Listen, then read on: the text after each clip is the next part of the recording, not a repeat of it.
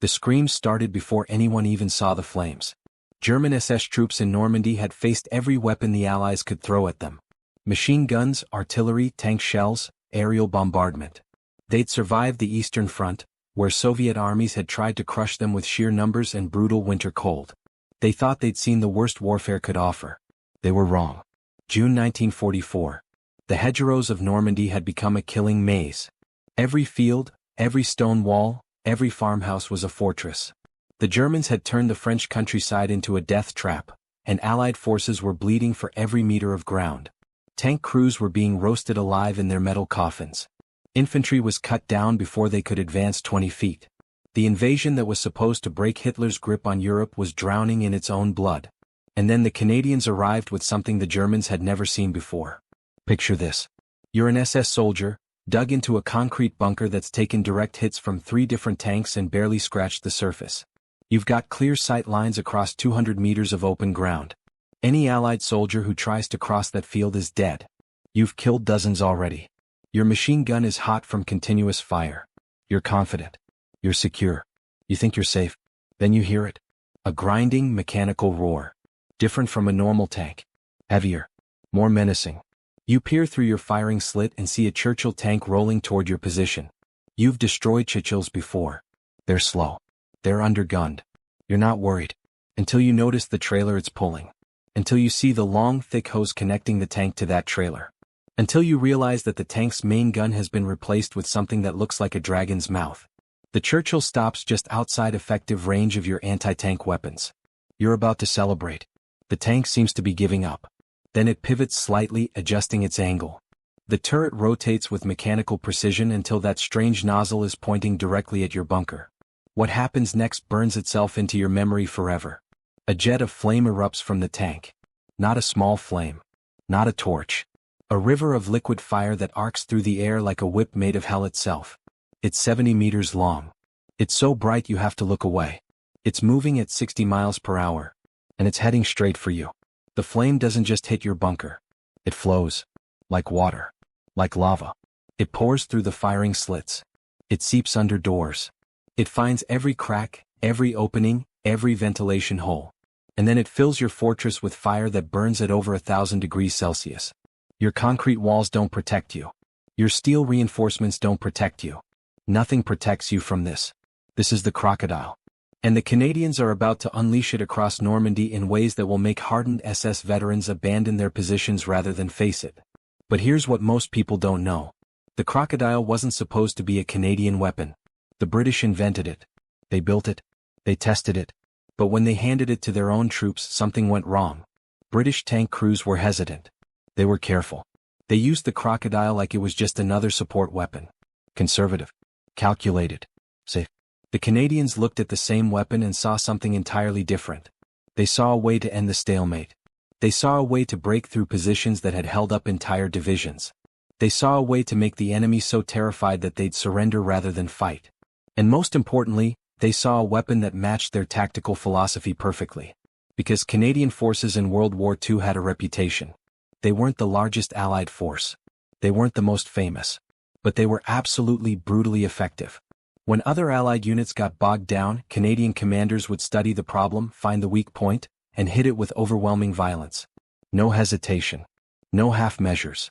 Total commitment to breaking the enemy. The Crocodile fit that mindset like it was designed specifically for Canadian hands. The first time the Canadians deployed Crocodiles in combat, they were facing a problem that had stumped Allied forces for days. A heavily fortified German position anchored on a series of stone buildings and concrete bunkers. Artillery couldn't crack it. Airstrikes couldn't dent it. Infantry assaults were suicide. The position had already killed or wounded over 300 Allied soldiers. The Canadian commander looked at the situation and made a simple decision. Bring up the Crocodiles. All of them. Don't use them carefully. Don't conserve fuel. Hit every fortified position simultaneously with maximum flame and maximum terror. What happened next shocked even the Allied command. The Crocodiles advanced in a coordinated line. Not hiding. Not sneaking. Just rolling forward with mechanical inevitability. When they reached optimal range, they opened fire together. 7 streams of liquid flame erupted across the German positions. Buildings that had withstood days of bombardment were engulfed in seconds. Bunkers that seemed impregnable became ovens. The entire defensive line was drowning in fire. German soldiers started surrendering before the flames even reached their positions. They saw what was coming. They knew what it meant. And they chose captivity over burning alive. The position that had held up an entire brigade for 4 days fell in 20 minutes. Word spread through the German lines like wildfire. Literally.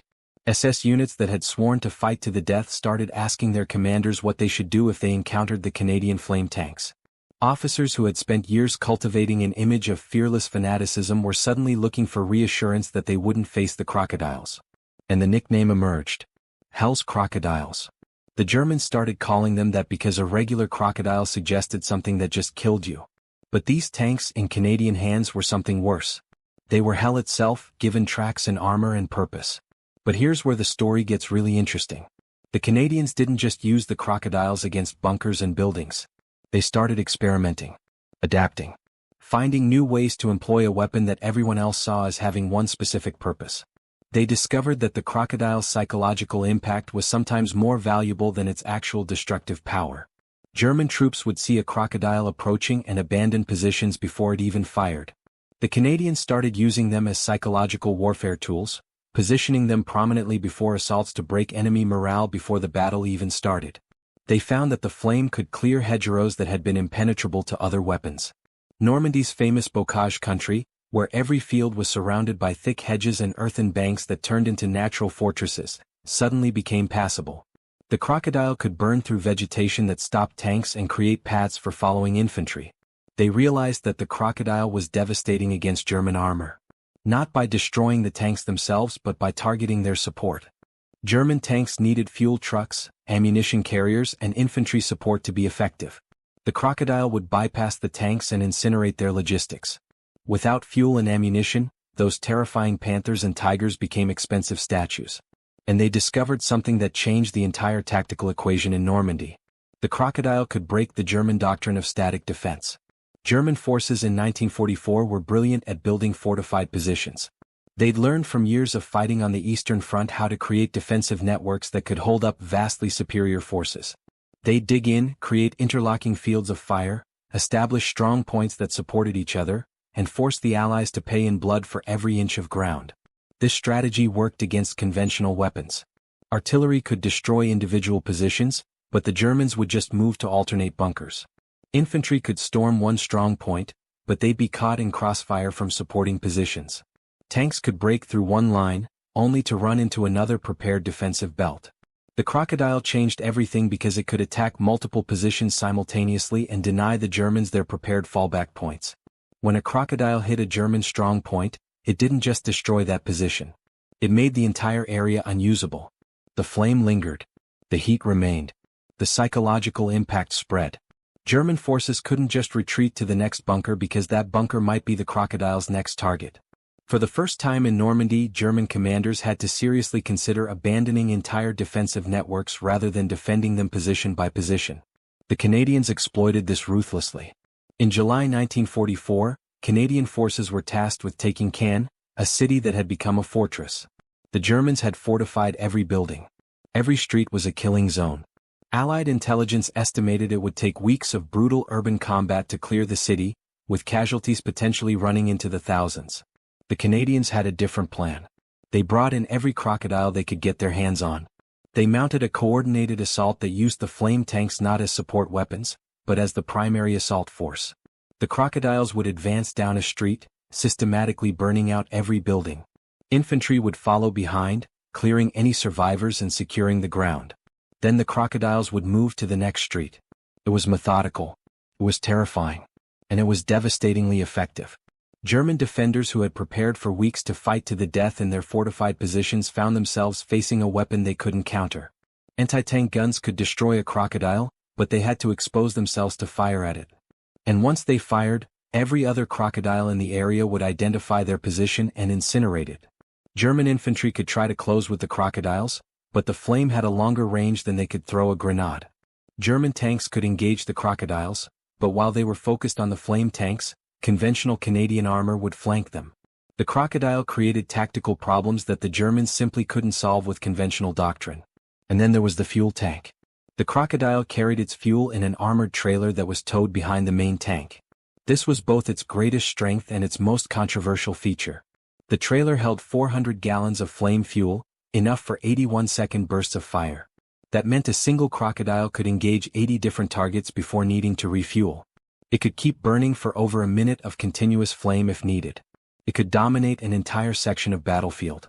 But that trailer was also a massive, explosive target. If an enemy shell hit it, the Crocodile would be engulfed in its own fuel. The crew would have seconds, maybe, to escape before the entire tank became an inferno.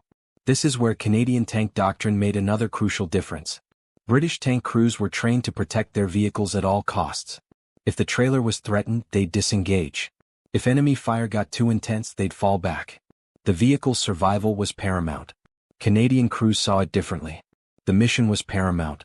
If completing the objective meant risking the trailer, they risked the trailer. If breaking the enemy position required exposing the Crocodile to potential counterfire, they exposed it. This wasn't recklessness. It was calculated aggression. They understood that the psychological and tactical value of pressing the attack often outweighed the risk to a single vehicle. And incredibly, they lost fewer Crocodiles than expected. Because German forces were so desperate to avoid the flame that they'd often retreat or surrender rather than fight long enough to effectively target the fuel trailers. But let's talk about what it was actually like inside one of these machines. You're a Canadian tank crewman. You've trained for months on conventional Churchills. You know every rivet, every control, every system. Then you're assigned to a Crocodile squadron. Everything changes. The Churchill tank is already cramped. Now you're in a tank that's towing a massive trailer of highly flammable fuel connected by a pressurized hose. You can feel the weight of that trailer affecting the tank's handling. Every turn is harder. Every slope is more dangerous. If you need to reverse quickly, you have to account for the trailer's momentum. If you need to maneuver through tight terrain, you're constantly aware of that massive appendage behind you. The interior is different too. The main gun has been removed and replaced with the flame projector assembly. This means you have less firepower against enemy armor. Your defense against German tanks is a hull-mounted machine gun and your radio to call for support from conventional tanks. You're more vulnerable to armored counterattacks. But you have something no other tank crew has. You have the ability to reach out 70 meters and deliver liquid death with precision. The flame gun is operated by the tank's gunner, but it requires coordination with the entire crew. The driver has to position the tank correctly. The commander has to identify targets and calculate range. The hull gunner has to watch for infantry threats that might try to close in while the main weapon is occupied. And the radio operator has to maintain communications with supporting units because a Crocodile never operates alone. When you fire, the entire tank shudders. The flame projector has enormous recoil. You can hear the fuel being forced through the system. You can hear the igniter spark. And then you see the flame lance out from your tank like you've summoned a dragon from inside your steel shell. The first time you fire it in combat, it's overwhelming. The light is blinding. The heat radiates back into the tank even through the armor. The sound is unlike anything else on the battlefield. It's not an explosion. It's a sustained roar like standing next to a jet engine made of fire. And then you see what it does to the target. Buildings don't just catch fire. They're consumed. Concrete bunkers don't just heat up. They turn into ovens that cook everyone inside. Hedgerows don't just burn. They disintegrate, leaving only ash and charred earth. And the enemy doesn't just retreat. They panic. They abandon equipment. They throw down weapons. They run in any direction that takes them away from your tank. This is what gave Canadian Crocodile crews their fierce reputation. They weren't just operating a weapon. They were wielding terror as a tactical tool. And they were extraordinarily good at it. By August 1944, German intelligence reports were specifically warning their troops about Canadian flame tank tactics. The reports described how Canadian forces would use Crocodiles in coordinated groups, how they'd combine flame attacks with conventional armor and infantry, how they'd exploit the psychological impact to collapse entire defensive lines. But the warnings didn't help. Because knowing the Crocodile was coming didn't make it any less terrifying when it arrived. One of the most devastating uses of Crocodiles came during the battle for Falaise. The Germans were trapped in a pocket, surrounded by Allied forces. They had tens of thousands of troops, hundreds of tanks, and thousands of vehicles all compressed into a shrinking area. It should have been a fortress. It should have been able to hold out for weeks. The Canadians brought in the Crocodiles. The flame tanks didn't try to burn the entire pocket. That would have been impossible. Instead, they targeted key positions. crossroads that German forces needed to maintain their defensive network. Supply depots where fuel and ammunition were concentrated. Command posts where German officers were coordinating the defense. One by one, these critical points were engulfed in flame. And as each one burned, the German position became less tenable. Units couldn't coordinate. Supplies couldn't be distributed. Defensive lines couldn't be maintained. The pocket didn't collapse in a single dramatic moment. It eroded, position by position, as the crocodiles systematically destroyed the infrastructure holding it together. The psychological impact was even more devastating than the physical destruction. German soldiers who'd fought bravely for years, who'd survived the Eastern Front and the Italian campaign, who'd earned every combat decoration Germany offered, found themselves terrified of a weapon they couldn't effectively fight. There are accounts of SS officers, men who'd built entire careers on fearless fanaticism, ordering their troops to abandon positions when scouts reported crocodiles approaching. There are reports of entire companies surrendering to Canadian forces specifically to avoid facing the flame tanks. There are intelligence intercepts where German commanders are pleading for anti-tank weapons effective against crocodiles, and being told that no such weapons exist in sufficient quantities. The crocodile had broken something fundamental in the German defensive doctrine. It had introduced an element of unpredictability and terror that even the most experienced troops couldn't mentally prepare for. But here's something that often gets overlooked in the history of these weapons. The Canadian crews operating the crocodiles weren't chosen for any special psychological profile. They weren't selected because they were particularly aggressive or bloodthirsty. They were regular soldiers who'd been trained on a new weapon system and told to use it effectively. What made them devastating wasn't that they were different people. It was that they were given a tool that matched their tactical culture and told to use it without artificial restraints. British Doctrine treated the crocodile as a specialized weapon for specific situations. Use it to clear bunkers. Use it to break strongpoints. Use it carefully, conservatively, only when absolutely necessary. Canadian Doctrine treated the crocodile as a problem-solving tool. If it can help accomplish the mission, use it. If it can break the enemy faster, use it. If it can save Canadian lives by ending battles more quickly, use it. The question wasn't whether to employ the crocodile. The question was how to employ it most effectively. This meant Canadian crocodiles saw action in situations where British crews would never have deployed them. Urban combat, open field battles, night operations, counter-battery missions, even anti-aircraft work, though that was rare and mostly experimental. The Canadians discovered that a jet of flame could destroy observation posts that artillery couldn't reach. They found that the crocodile could eliminate German spotters hiding in church steeples or tall buildings, positions that would normally require airstrikes to neutralize. They learned that the psychological impact of even seeing a crocodile in the area was enough to disrupt German artillery coordination, because forward observers would abandon their posts rather than risk being burned out. They even used crocodiles in indirect fire support. By angling the flame projector upward, they could lob flame over obstacles and into areas that had cover from direct fire. It wasn't as effective as direct engagement, but it was devastating against troops massed behind walls or in trenches. Every new application of the weapon fed back into Canadian tactical doctrine. Every success was analyzed and incorporated into training. Every failure was studied to understand what went wrong and how to avoid it in the future. By the end of the Normandy campaign, Canadian crocodile tactics had evolved into something completely different from the original British vision for the weapon. They'd taken a specialized bunker buster and turned it into a multi-role combat system that could adapt to nearly any tactical situation. And the Germans noticed. Intelligence reports from late 1944 show that German commanders were specifically trying to identify where Canadian crocodile units were positioned. Not to attack them directly, which was considered too dangerous, but to avoid them. To plan defensive positions that wouldn't be vulnerable to flame attack. To route supply lines away from areas where crocodiles might operate. The weapon had become so effective that it was shaping German strategy at the operational level. But the crocodile wasn't invincible. And the Canadians knew it. The fuel trailer was an obvious vulnerability. A well-placed shot could destroy the entire system. German forces started specifically training anti-tank crews to target the trailer rather than the tank itself. Some crocodiles were lost this way, usually to ambush attacks from concealed anti-tank guns. The flame projector had limited range compared to conventional tank guns. A German Panther or Tiger could engage a crocodile from well outside the flame's effective reach. This meant crocodiles always needed support from conventional armor to protect them from enemy tanks. The fuel capacity, while impressive, was finite. A crocodile crew had to carefully manage their fuel expenditure. Running dry in the middle of combat meant they were suddenly in a tank with no main armament, vulnerable to counterattack. And then there was the weight. The Crocodile, with its full fuel trailer, weighed nearly 40 tons. This made it slower than most other tanks on the battlefield. It struggled with muddy terrain. It couldn't keep up with fast-moving armored advances. It was primarily an assault weapon, not a pursuit weapon.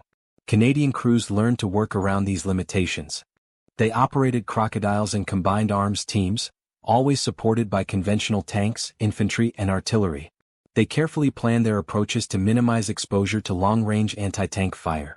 They managed their fuel meticulously, sometimes carrying extra fuel in support vehicles for quick refilling between engagements. And they absolutely refused to use the Crocodile in ways that negated its advantages. You didn't send a Crocodile ahead of the main force to scout. You didn't use it for rapid exploitation of breakthroughs. You didn't deploy it in situations where its lack of conventional anti-armor capability would be a fatal weakness. Instead, you used it as a breakthrough weapon. When the enemy was dug in and refusing to move, you brought up the Crocodile. When conventional weapons weren't getting the job done, you brought up the Crocodile. When you needed to break the enemy's will to resist, not just destroy their positions, you brought up the Crocodile. This understanding of the weapon's proper role was crucial to its success. The Crocodile wasn't a replacement for conventional armor. It was a specialized tool that, when used correctly in the right situations, could accomplish things no other weapon could match. There's a specific battle that illustrates this perfectly. September 1944, Canadian forces were facing a series of fortified villages that anchored a German defensive line. Each village had been turned into a fortress. Stone buildings, concrete bunkers, interlocking fields of fire. The kind of positions that could hold up an advance for days or weeks. The Canadian commander had conventional options. He could artillery barrage each village, reducing it to rubble before sending infantry in to clear the ruins. This would work, but it would take days and cost casualties. He could bypass the villages and try to advance around them, but that would leave strong German positions in his rear area, threatening his supply lines. Or he could use the Crocodiles. He chose option 3, but with a specific plan. He wouldn't just attack each village with flame. That would be predictable and allow the Germans to prepare. Instead, he'd create a demonstration. Show the Germans what was coming. Give them a taste of the flame. Then offer them a choice. The first village was hit with a full Crocodile assault.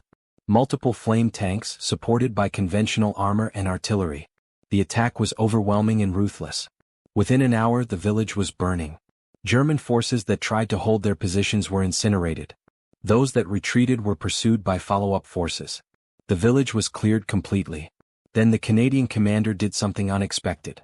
He sent a message to the next village under a flag of truce. The message was simple. You've seen what happened to your comrades. You know what's coming. You can surrender now and live, or you can fight and burn. Choose. The Germans in the second village surrendered without firing a shot. The third village tried to fight. The Crocodiles burned it just like the first. Then another message went out to the fourth village. Same offer. Same choice. The fourth village surrendered. By the time the Canadian forces reached the sixth and final village, the German garrison was already preparing to surrender.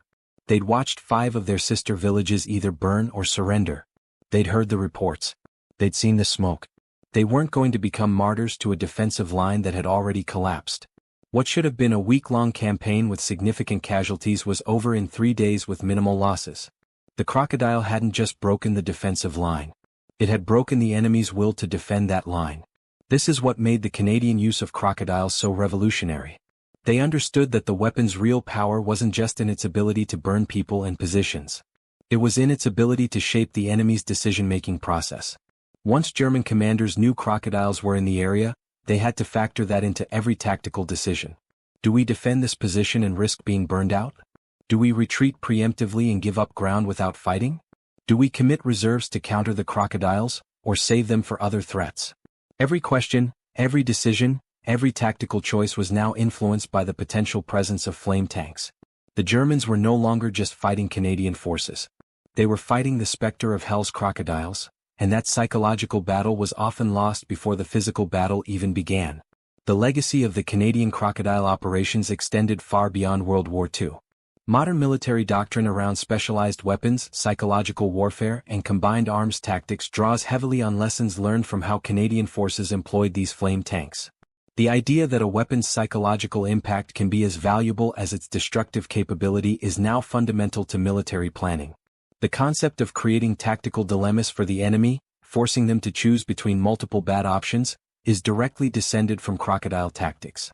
The principle that specialized weapons should be used aggressively within their proper role rather than conservatively across all situations became standard doctrine for most Western militaries. But perhaps the most important legacy is this. The Canadians proved that innovation isn't always about inventing new weapons. Sometimes it's about using existing weapons in new ways. The British invented the crocodile. Canadian forces turned it into a war-winning system by applying it with creativity, aggression, and an understanding of its psychological as well as physical effects. The SS troops who coined the term Hell's Crocodiles weren't trying to give the Canadians a compliment. They were expressing genuine fear of a weapon that had broken through their defensive doctrine and shattered their psychological preparation for combat. They were acknowledging that something new had appeared on the battlefield, something they couldn't counter, couldn't avoid, and couldn't mentally prepare for. And that something wasn't just the flame. It was the combination of the flame, the tactics, and the relentless Canadian approach to warfare that turned a specialized support weapon into an instrument of tactical dominance. When we look back at World War II, we often focus on the big names and the famous battles. D-Day, the Battle of the Bulge, Market Garden, Berlin. But some of the most important innovations happened in the smaller engagements, where creative commanders took the tools they were given and used them in ways nobody had imagined. The Canadian Crocodile operations were exactly that kind of innovation. Taking a weapon the British had used conservatively and deploying it with maximum aggression. Seeing past the obvious applications to find creative new uses. Understanding that psychological impact could multiply physical destructive power. Refusing to be bound by conventional thinking about what a specialized weapon could or couldn't do. The flame tanks rolled through Normandy, across France, into Belgium and the Netherlands, and finally into Germany itself. Wherever they went, German defensive lines crumbled faster than they should have. Positions that should have held for days fell in hours. Troops that should have fought to the last man surrendered in batches. Not because the crocodile made resistance impossible. German forces still had weapons that could destroy the flame tanks. They still had defensive positions that could theoretically hold against armored assault. They still had the training and experience to conduct effective defensive operations. But they didn't have the will to face the flame. And in combat, will matters more than weapons. When soldiers believe a position is untenable, when they think resistance is futile, when they're more afraid of staying than retreating, no defensive line can hold. The crocodile broke that will systematically, position by position, battle by battle. The Canadian crews who operated these machines weren't superhuman. They weren't specially selected for psychological profiles. They were ordinary soldiers given an extraordinary weapon and told to use it to accomplish their missions. What made them special was that they understood the assignment completely. Break the enemy. End resistance. Make the Germans more afraid of fighting than surrendering. Do it quickly, do it thoroughly, and do it in a way that saves Canadian lives. And they did exactly that. When the war ended in May 1945, the Crocodile units were quietly disbanded. The tanks were decommissioned. The tactics were filed away in military archives. The crews went home and rarely spoke about what they'd done. There were no victory parades specifically for the flame tank operators. No special recognition beyond the standard campaign medals. But the German veterans remembered. For decades after the war, when historians would interview former SS troops about their combat experiences, the crocodiles would come up. Not just as another weapon they'd faced, but as something that had fundamentally changed their experience of combat. Something that had made them reconsider their commitment to fighting to the death. Something that had proven more terrifying than anything else they'd encountered in years of brutal warfare. The name stuck. Hell's Crocodiles. Even 70 years later, it carries weight. It represents a moment when a weapon transcended its physical specifications and became something larger. A symbol of tactical innovation, psychological warfare, and the Canadian approach to combat that combined thoughtful planning with aggressive execution. Every military force that studies armored warfare eventually studies the crocodile operations. Not because flame tanks are particularly relevant to modern combat. Most nations don't even use them anymore. But because the principles behind their employment remain absolutely critical. Understanding your weapon's true capabilities. Using psychological impact to multiply physical effect. Creating tactical dilemmas that break enemy decision-making. Operating specialized systems with aggressive creativity rather than conservative caution. These lessons transcend any specific weapon or time period. They're fundamental to effective military operations in any era. The Churchill Crocodile itself was eventually replaced by more modern weapons systems. The concept of the flame tank has largely disappeared from modern arsenals, replaced by thermobaric weapons and precision munitions that can accomplish similar objectives with less logistics burden and greater safety. But the legacy remains. In military academies where officers study the Normandy campaign. In tactical planning documents that reference combined arms operations. In psychological warfare doctrine that traces its lineage back to World War II innovations. And in the memories of German veterans who faced them and Canadian veterans who operated them. The flame has long since burned out. The tanks have been scrapped. The battlefields have been cleared and rebuilt. But the story endures because it represents something that goes beyond a specific weapon or unit. It represents what happens when soldiers are given the right tools, the right training, the right doctrine, and the freedom to use them effectively. It represents innovation not through invention but through application. And it represents the Canadian military tradition of thoughtful aggression that has characterized their forces in every conflict they've engaged in. Hell's Crocodiles. The name carries weight not because of propaganda or exaggeration, but because it accurately described what German forces experienced when they faced Canadian flame tank operations. Not just a weapon, not just a tactic, but a comprehensive approach to breaking enemy resistance that combined physical destruction, psychological terror, and tactical brilliance into something that proved nearly unstoppable. When those SS troops saw the Churchill tanks approaching with their telltale trailers, when they heard the roar of the flame projectors igniting, when they watched the jets of fire arcing toward their positions, they weren't just facing another weapon. They were facing a military system that had been optimized for one purpose: breaking their will to resist. And it worked. Battle after battle, position after position, defensive line after defensive line.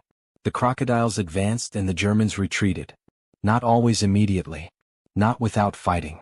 But eventually, inevitably, the flame won. That's the real story behind the nickname. That's why Hell's Crocodiles stuck when so many other wartime nicknames faded into obscurity.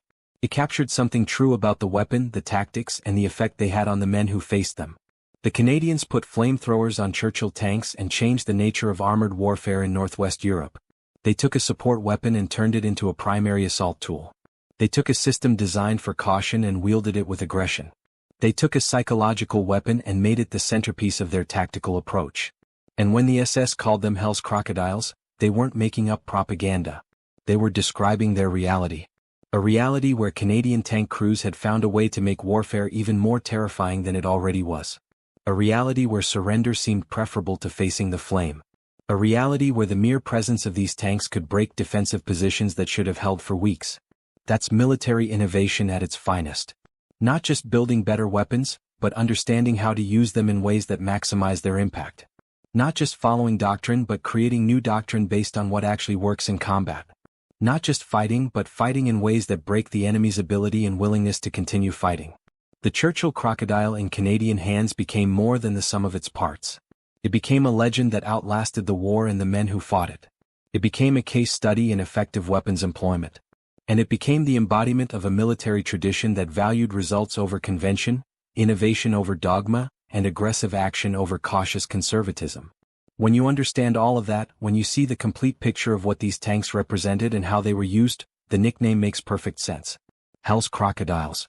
Not because they came from hell, but because they brought hell with them wherever they went, leaving burned positions and broken resistance in their wake across hundreds of miles of European battlefield.